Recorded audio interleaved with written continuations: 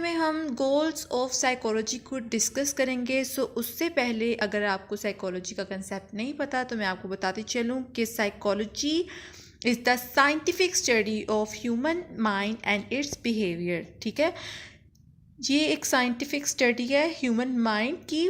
अब इसमें mind mean mental process, वो सब चीज़ें जो हमारी माइंड में चल रही होती हैं, हमारी परसेप्शंस, हमारी थिंकिंग, ये सब हमारे मेंटल प्रोसेस में इंक्लूड होती हैं।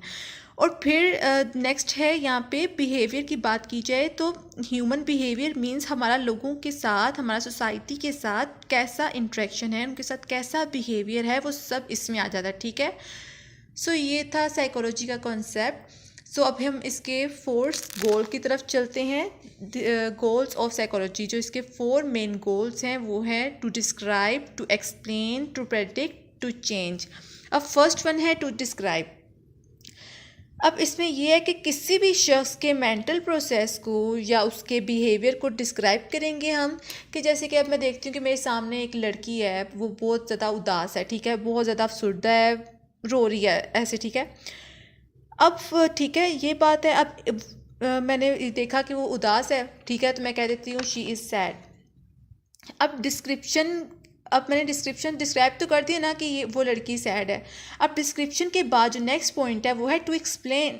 एक्सप्लेन में क्या करना है, आपने वजह ढूंढनी है उसकी उदासी की, कि वो आखिर क्यों उदास है।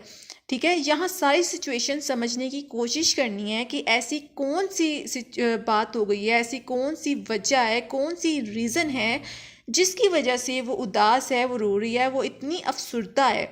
यहाँ क्वेश्चन रेज होता है तो हमने उस क्वेश्चन को ढूंढना है। ठीक है, हमने यही तलाश करना है कि वो क्यों उदास है। ठीक है, उसके बाद हमारे पास नेक्स्ट पॉइंट आता है टू प्रेडिक्ट।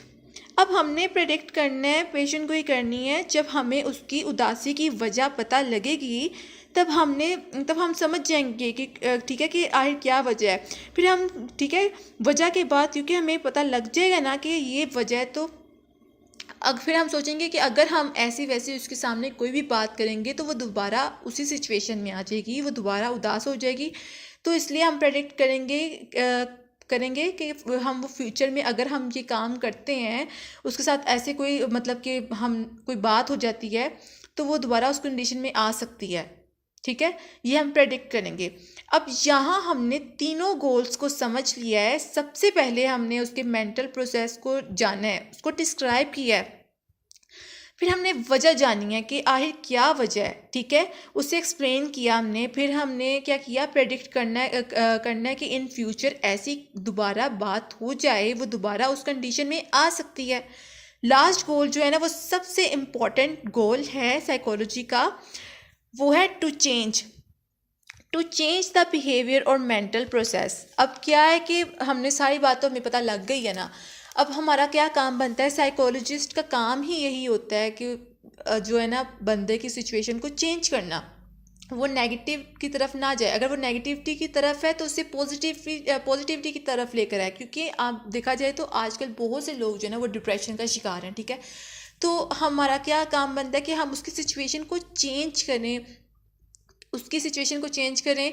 बहुत से लोग उदास होते हैं, बहुत ज़्यादा आजकल ज़्यादा क्वांटिटी में यही देखा जा रहा है कि बहुत से लोग जो है ना वो डिप्रेशन का शिकार हैं। तो हमारा एक साइकोलॉजिस्ट का काम ही यही है कि वो उसको नेगेटिविटी की तरफ से लेकर आए, बाहर निकाले, उसे पॉजिटिविटी की तरफ लेकर चले।